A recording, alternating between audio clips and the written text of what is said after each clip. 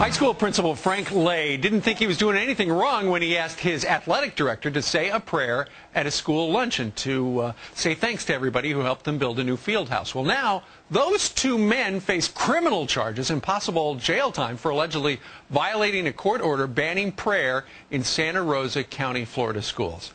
Principal Frank Lay, athletic director Robert Freeman, joining us along with their attorney, Harry Miette of the Liberty Counsel. Guys, thank you very much for joining us live. Thank you. Thank you for having us, Steve. All right. Now, Frank, as I understand, as principal, you had been told 9 days earlier that in a settlement with the ACLU, they didn't want any religion brought up in any way.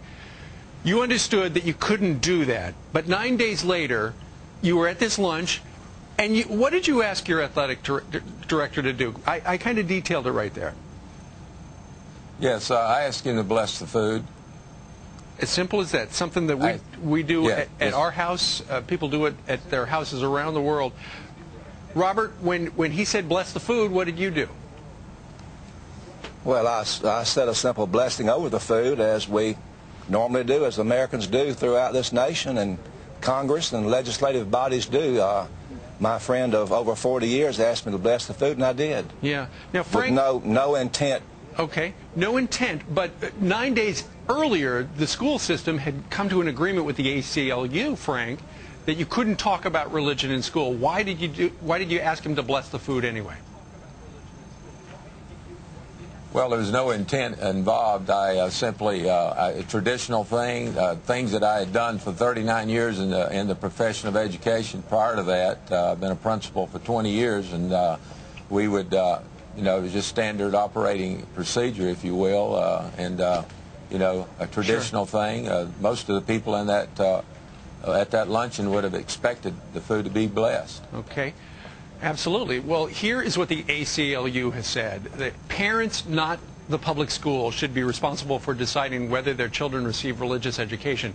Religious freedom is eroded when the government endorses any particular religious viewpoint.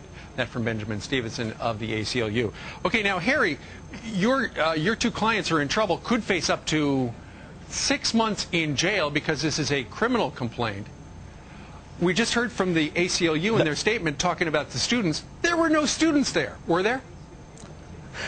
No, there were not the students there. This was an appreciation luncheon for adult community members that had supported the construction of this new field house. And Steve, it really is a sad day in the life of our country when two outstanding citizens that have spent their entire lives serving their community are brought up on criminal charges and treated like common criminals for the fact that a simple prayer was said to bless a meal. And yet, it's just another unfortunate example of how radical the ACLU has become in its quest to purge all kinds of religious expression from the public square. Okay. This is not about students. There were no students there. Sure. Okay. Now, Frank, as a principal, if you're walking through the hall one day and one of your students sneezes, what would happen to you if you said "God bless you" to the kid who just sneezed?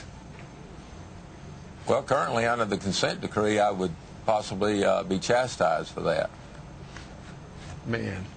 All right, well, we're going to be watching this case because a lot of people are interested in it. Frank and Robert and Harry, we thank you all for joining us this morning.